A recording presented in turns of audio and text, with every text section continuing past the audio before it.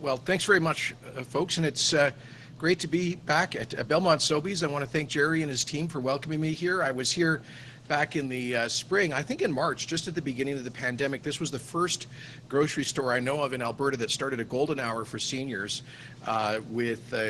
back when people were there was a concern about running out of supplies in grocery stores. We wanted, Jerry here at Belmont Sobeys wanted to make sure the seniors could get in, fully stocked shelves in a clean store that wasn't too crowded. Became a trend right across the province. And everybody tells me Jerry's really the heart of the community up here, the owner of this Sobeys franchise, and with a great team. And I just want to say thank you to you and your team, Jerry, for really representing the Alberta spirit through these past tough 10 months that we've been getting through together. And I'm also happy to be here with the Minister of Labour and Immigration, Jason Kenney, for some very good news for those fighting COVID-19 on the front lines and for Alberta's economy and for jobs in this province. That good news is nearly $500 million of support for hundreds of thousands of critical workers in Alberta. The pandemic has, of course, put a lot of pressure on everyone, from families to communities to entire industries. And no one's had to bear a bigger share of the burden than frontline workers of all kinds in Alberta. They didn't have the luxury of working from home, and they never did. They've had to be out there on the job, not only to provide for their families, but to keep Alberta's economy, our infrastructure, and essential services running. And that means being increased to exposure of the virus.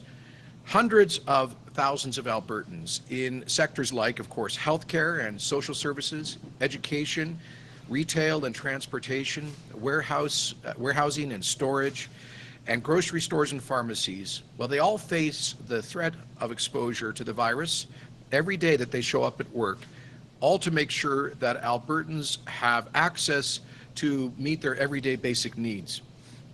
So these workers have won the gratitude and the support of the entire province. But everyone, Alberta's government included, understands that these workers deserve more than just rhetorical recognition for their good work. And so I am pleased to announce that in partnership with the Government of Canada, we are providing a comprehensive financial benefit through the Critical Worker Benefit. This is a one-time $1,200 payment that will go to more than 380,000 eligible frontline workers in both the private and the public sectors. It's a sign of appreciation for the people whose hard work makes life easier for the rest of us during a really tough time. Frontline staff in designated fields can get the benefit if they've worked at least 300 hours during the eligible time frame, which runs from October 12th of last year to January 31st of this year for most jobs. Private sector employers will need to apply to receive funds and will then distribute, we will, as the provincial government, distribute those funds through the benefit to those workers who qualify. Public sector employees will automatically, if they're in the Government of Alberta system, they'll automatically receive the money from the provincial government. Altogether, we're providing up to $465 million, that's nearly $500 million in funding through the Critical Worker Benefit. That's an additional $118 million in provincial money, because we've already put in, I believe it's $32 million to support workers in long-term care and designated supported living nursing homes, together with an additional $300 will ensure that Alberta is making the most of our share of the federal benefit for lower-waged essential workers. We've taken the time to examine how to put that money to the best use possible and to benefit the greatest number of frontline workers because they deserve the best that we can give them. And we also have wanted to make sure that this comes in as a boost to Alberta's economy at a critical time as we seek to recover in 2021. These workers are the ones who have sustained and maintained Alberta through the first and second waves of the pandemic at very considerable risk to themselves, and they will continue doing that through the months to come as we ramp up vaccine distribution just as soon as we can get supply. Until we can get enough Albertans vaccinated and contain the virus, the risk of exposure and infection will remain real. And so we can and should reward those facing these risks. Now, Jason Kenney will provide more details about how the critical worker benefit works. So let me just say thank you to the men and women of Alberta who have been on the front line of our pandemic response. Whether you're in a gas station or a grocery store, a care home or a hospital, all Albertans appreciate what you've been doing. And speaking for the government, we'll continue to do everything that we can to keep you safe as we protect lives and livelihoods together. We've been there with support since the pandemic began, and no matter what, we've got your back right to the end of this difficult time. Thank you very much, and I'll now hand it over to Minister Kenney.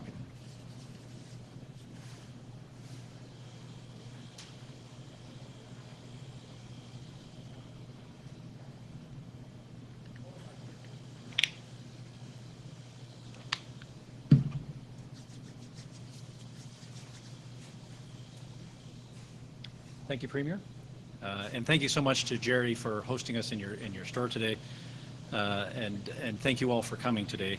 As indicated by the Premier, I wanted to provide a few more details in regards to the critical worker benefit program, and I want to start off by saying that we appreciate the work that everyone has done throughout the pandemic, and we know that all Albertans have made sacrifices, and all industries are working extremely hard. And today we are here to recognize the efforts of critical workers. As the Premier mentioned, there are hundreds of thousands of workers in sectors across the province who have continued to provide critical services to Albertans. The critical worker benefit will go right into the pockets of hardworking Albertans who have made sacrifices in their own lives for the greater good and well-being of others. The pandemic is ongoing, and this program will recognize employees like hardworking cashiers here at Sobeys who provide Albertans with the services they need to put food on the table for their families. Alberta needed to design a program that met our province's specific needs to ensure the benefit recognized the contributions of critical workers and reached as many people as possible. That is why the Alberta government is committing up to $465 million to provide approximately 380,000 critical workers in the public and private sectors with a one-time payment of $1,200. This includes $118 million in provincial funds, as indicated by the Premier, and up to $347 million in available federal funds. Now, the critical worker benefit will be available to workers in the healthcare, social services, education, and private sectors who deliver critical services to Albertans or support food and medical supply chains. So in the public sector, the program's focus is primarily on lower wage occupations, with the exception of frontline workers in public health care, including nurses and allied health professionals. Examples include Albertans working as respiratory therapists, nurses, and social workers, and those working in shelters, crisis intervention, and counseling. Within education, examples include teachers' assistants, bus drivers, and administrative staff. It also includes workers who are critical to keeping our hospitals and schools clean and safe, such as maintenance and janitorial staff and housekeepers. And that's just to name a few. Overall, approximately 240,000 frontline public sector workers will receive this benefit, which includes approximately 161,000 eligible employees in the healthcare sector, more than 45,000 workers in the social service sector, and approximately 36,000 workers in the education sector. Generally, public sector workers must have worked a minimum of 300 hours during the second wave between October 12, 2020 and January 31st, 2021. Eligible public sector employees do not need to apply to receive the benefit. Employers will automatically receive the payment through the Government of Alberta to distribute this to eligible employees in the coming weeks. Now on to the private sector. In addition to public frontline workers, roughly 140,000 private sector workers will qualify for the benefit. This includes critical retail workers such as grocery store chains, cashiers, pharmacy assistants, gas station attendants. Food manufacturing workers such as industrial butchers and machine operators, transportation workers, warehouse and storage workers, and private health clinic workers such as dental assistants and lab techs. Private sector workers must earn $25 per hour or less to qualify, and they, again, must have worked a minimum of 300 hours between October 12th and January 31st during the second wave to qualify. Private sector employers must apply on behalf of their eligible workers. And I'm pleased to announce that starting next Wednesday, February 17th, employers will be able to submit applications through our online portal, which will go live with further details at that point in time. Employers will have employers receive the funds, they will then be responsible for distributing the benefit to eligible employees, and all private employers who receive the benefit for their employees will be listed on the Government of Alberta website. We appreciate the work that all Albertans have done and continue to do in these challenging times. Our critical sectors, including healthcare, food supply, and other essential services, have continued to support Albertans. And there is no doubt Alberta critical workers have continued to answer the call. As Minister of Labour, I am proud to be here with Premier Kenney on behalf of my government colleagues to recognize these workers. You are truly a testament to the culture of resilience, dedication, and hard work that is deeply ingrained within Albertans. Today's announcement is in recognition of everything you have done and continue to do to support our province during this pandemic. And thank you, and I'm happy to turn things over to Jerica for media questions. Thank you, Minister Copping. So we will go to the phones now just to get to as many questions as possible. We just ask that you limit yourself to one question. And with that, operator, can you please put through the first caller? First is Kevin Nimick with CTV. Go ahead, Kevin. Hi there, I have a question for the Premier, and I do have a follow-up I'd love to ask after your answer. Two of your own MLAs have joined a coalition against public health measures and restrictions. What does this say about confidence in your leadership? Well, I think what it says is those MLAs have a perspective. They have a, we, unlike some other parties, allow people to speak their minds and represent views of their constituents. We believe that Alberta has followed the right balanced approach of protecting lives and livelihoods. We've looked at restrictions as a last and limited resort because they can be so damaging to the broader health of our society, but they can also be necessary as they are now on a targeted basis. I think we have it right in Alberta. We're very happy to see the number of infections, of hospitalizations, of COVID-related fatalities coming down quite significantly since the spike in the fall. That's thanks to, and part of this is just thanks to Albertans following those measures, making real sacrifices to do so. It's not easy, but it is necessary. So we have I can tell you an ongoing, whenever our caucus meets, obviously, the impact of COVID policies is a lively topic for discussion. But at the end of the day, I and the Minister of Health, the Chief Medical Officer, and our COVID Cabinet Committee are responsible for striking that right balance and ensuring that we protect lives and livelihoods. Operator, can you please put through the next caller? Next is Rick Bell with the Calgary Herald. Go ahead, Rick. Good day, Premier. I'm with the Calgary Sun, just so everybody knows that. I'd just like to ask you, what do you say, or how do you respond to recent reports that there may be discontent in the United Conservative ranks over your leadership, the government's action on certain files, and that this discontent might include members of the legislature on your side of the aisle, party members, constituency associations of your party, or just plain old UCP voters? How do you respond to that? There's even some people talking about maybe even wanting a leadership review. I think I'll let you respond. I think that's similar to the same question you asked me last time we had a news conference a week ago. I'll just repeat that we're going through incredibly challenging times, and government has to make tough and sometimes unpopular decisions. There are a lot of Albertans, thank gosh, who love and jealously protect their freedoms, and they don't like government restricting freedoms, and we've had to do that to protect lives throughout the pandemic.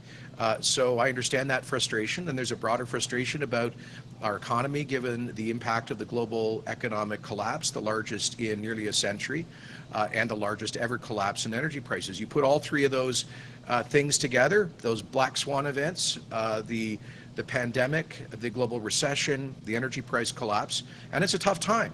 And as I've said to you before, there are no easy decisions to make. There's no shortcut through COVID. There's no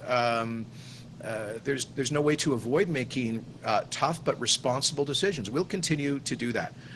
The vast majority of Albertans are telling us that they want that balance between protecting lives and livelihoods, that they don't want to take unreasonable risks of the virus threatening our healthcare system, forcing the cancellation of surgeries and costing thousands more lives.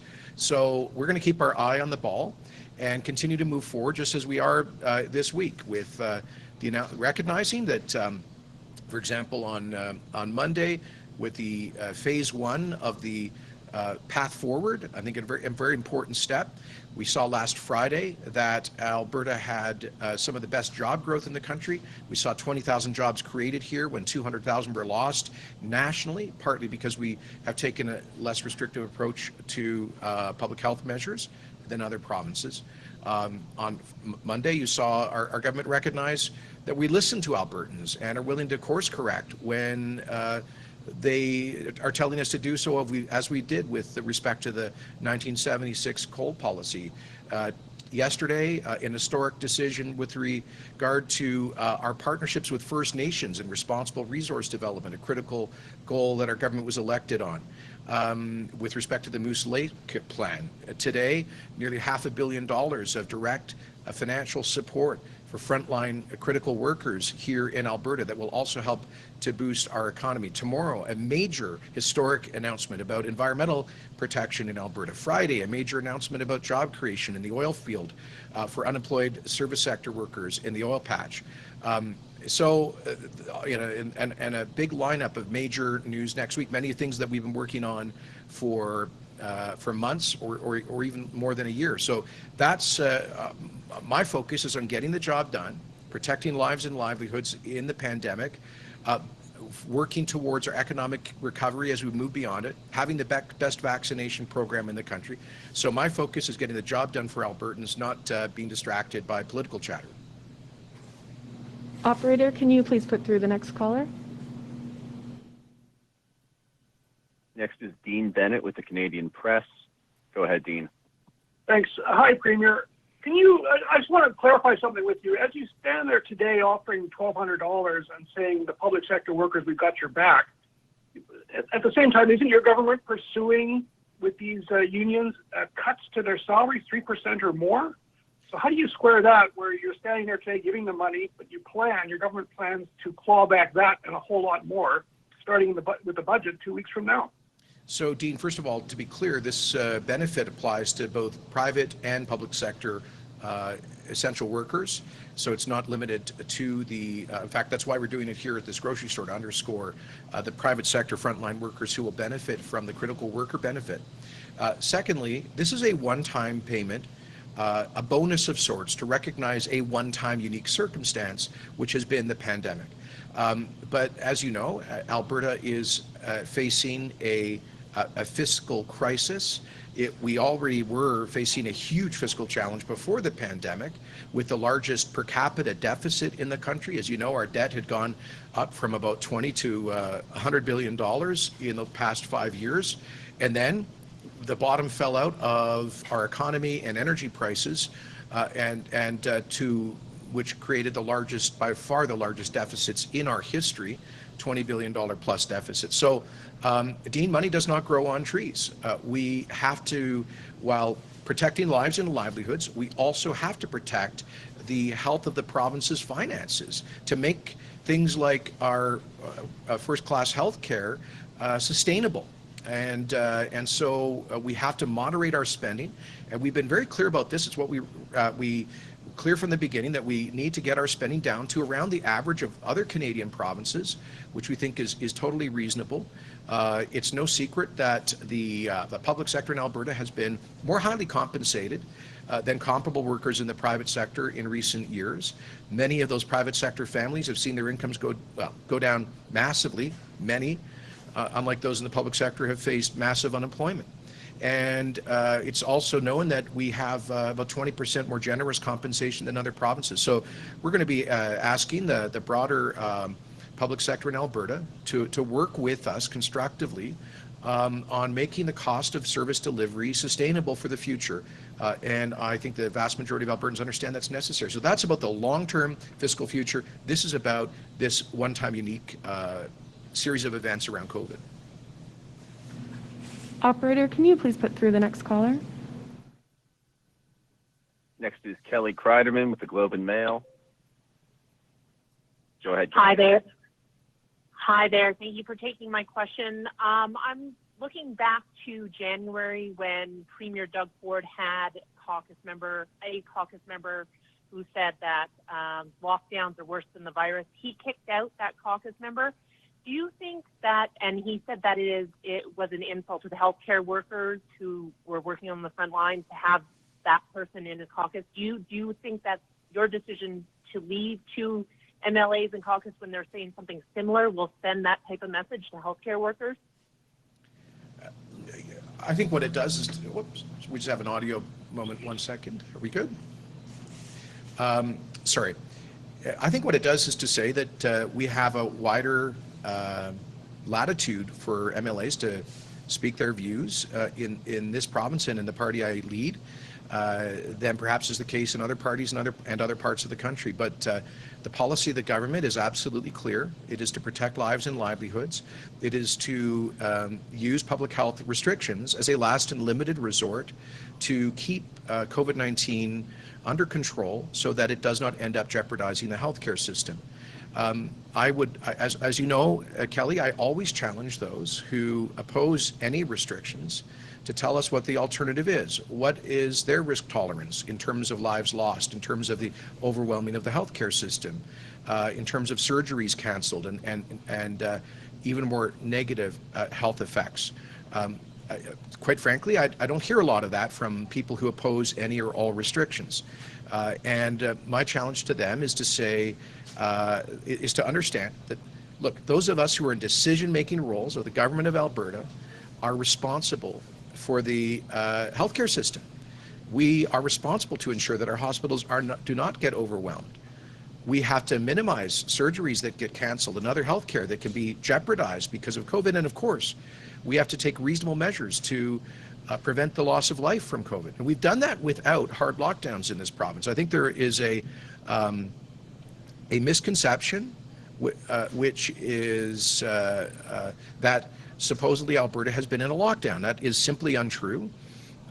Even before the step one of our path forward this Monday, the Ministry of Jobs, the Economy and Innovation estimates that 99% of Alberta businesses were able to operate since November, December within public health guidelines. And that, of course, we've allowed even more businesses to continue to operate. And that represents over 99% of our GDP. Compare this to some provinces that have had stay-at-home orders, most businesses shut down, arbitrary distinctions between essential and non-essential businesses, curfews, places of worship padlocked, and much schools that have been shut down. We have taken a much more targeted and balanced approach here. I think it's the right one. We have time now for 3 more questions. Operator, can you please put through the next caller? This is Jesse Weisner with Global TV. Go ahead, Jesse. Hi, Premier. Thanks for taking my question. We've seen a number of examples of people breaking rules with large gatherings in restaurants. Besides appealing to people's sense of personal responsibility, what are you and your government going to do about this? Well, as I've said before, enforcement is the responsibility of the enforcement agencies. We have very clear guidelines, for example, with respect to restaurants and bars, that only 6 people can be at a table, that there can't be stand-up service, that there can't be entertainment activities, you know, like playing pool or what have you. There has to be people seated at a table, maximum 6, and they have to be from the same family cohort, with the exception of a single individual who can have 2 identified close contacts for social interaction. So those are the rules. They're very clear. They're not suggestions or recommendations. They're mandatory. Restaurant and bar operators know that. Now, obviously, we know there's got to, it's difficult to impossible perhaps for restaurant owners to verify in every instance whether people live in the same household, but they are expected to prevent folks from mingling. If they don't, of course, AHS inspectors, city bylaw officers, and other law enforcement agencies can, and according to their judgment, will enforce the law. There can be fines and other actions taken. So, of course, it's not appropriate for elected people to direct operational details of law enforcement agencies. They're on the ground dealing with these circumstances, and we trust their judgment in how best to enforce the public health orders. Operator, can you please put through our second last question? Is Jason Herring with Post Media. Go ahead, Jason. Hi, Premier. This question is similar to a few asked already about this anti-lockdown coalition. I mean, you talk about how important it is to maintain healthcare capacity, but don't you worry that the fact that these two members of your caucus are calling for the end of these COVID-19 restrictions implemented by your own government could undermine public health in the province's public health public trust? Yeah, so I don't see the connection. The position of Alberta's government is very clear that we need targeted public health measures to limit the spread, to protect our healthcare system, and while minimizing the broader damage to our society. That doesn't preclude a debate that's been happening from day one. We are a free, open, and democratic society. People are going to have different views, especially on the kind of extraordinary measures that have been taken throughout the COVID era.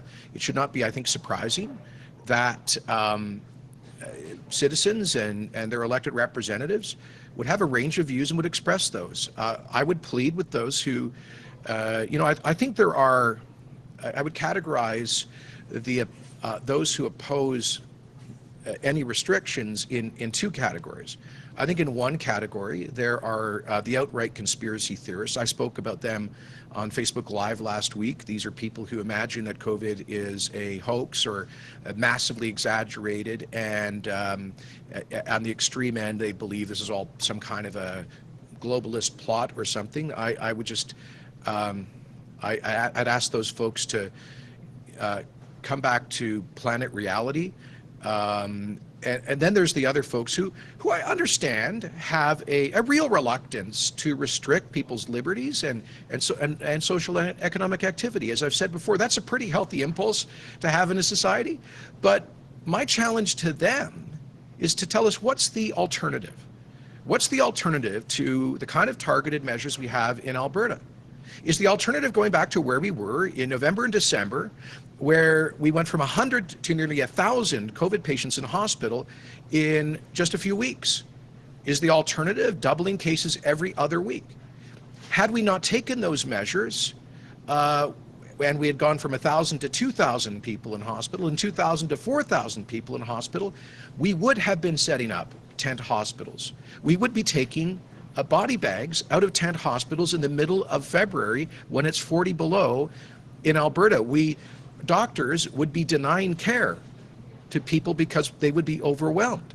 There would not be enough anesthesiologists, respiratory therapists, or ICU nurses adequately to care for people. There might not be enough ventilators in an extreme scenario for people requiring intubation. There would be mass cancellation of surgeries and other care, including for cancer patients. That's a scenario that is not acceptable to the vast majority of Albertans. It is not acceptable to me or to this government. And my challenge to the folks who I don't like restrictions. I acknowledge and have from day one that they can be damaging, but we have to balance off these risks. And my challenge to people who are opposed to any restrictions is you tell us, what's the alternative? Are you prepared? Be honest with us. Are you prepared to accept potentially thousands of people overwhelming the healthcare system? Are you prepared to have us cancel the surgery of one of your loved ones who might need that desperately right now? So that's my message. I don't mind having a public debate about it, but our policy is clear, protecting lives and livelihoods. Thank you. Operator, can you please put through our last caller? Final question is Audrey Naveau with Radio Canada. Go ahead, Audrey. Hi, Premier. Thanks for taking my question. I have a question for you in French today, just to recap what you said previously in English. Monsieur le Premier ministre, on a vu ces deux députés de votre caucus qui se joignent à cette coalition qui s'oppose aux mesures de santé publique. Qu'est-ce que ça dit de votre leadership et de l'unité de votre parti? Et quel est votre message à ces deux députés et ceux qui pensent comme eux? OK, excusez-moi. Merci de la question. Pour moi, ça suggère qu'il y a un espace pour un débat démocratique dans notre société, ouverte et libre. La politique du gouvernement de l'Alberta est très claire. C'est un équilibre, une approche très équilibrée pour protéger les vies et l'économie et la vie sociale. Et c'est les raisons pour lesquelles nous avons mis en place certaines mesures de santé publique bien ciblées et limitées pour contrôler le virus COVID-19, pour protéger le système des hôpitaux, le système de santé publique et pour minimiser l'impact sur la santé de notre société au plan économique. C'est pas facile, mais ils sont les décisions très difficiles que nous avons prises et nous allons continuer à cet égard.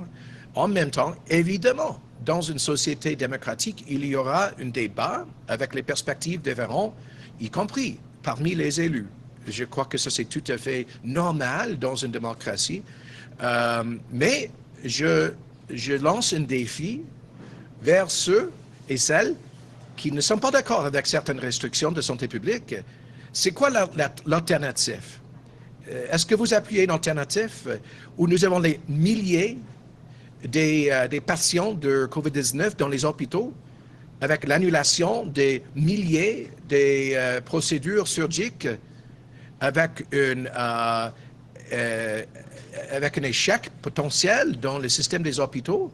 Pour moi, ce n'est pas acceptable. C'est la raison pour laquelle on va garder une politique prudente pour protéger les vies des Albertains. Okay, I guess that's it. So thanks very much, Jerry, and to you and your team. Cheers. Thank you, everybody.